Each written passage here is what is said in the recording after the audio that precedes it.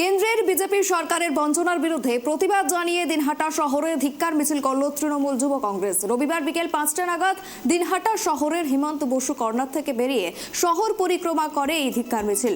রাজ্যের মুখ্যমন্ত্রী মমতা বন্দ্যোপাধ্যায় কেন্দ্রীয় সরকারের বঞ্চনার বিরুদ্ধে প্রতিবাদ জানিয়ে কলকাতার রাজপথে নেমে প্রতিবাদ জানাচ্ছেন।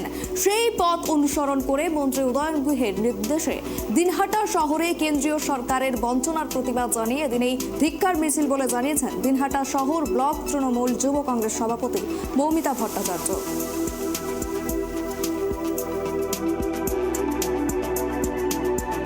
বঞ্চনার প্রতিবাদে মমতা বন্দ্যোপাধ্যায় স্বয়ং নিজে রাজধানীর রাজপথে বসেছেন।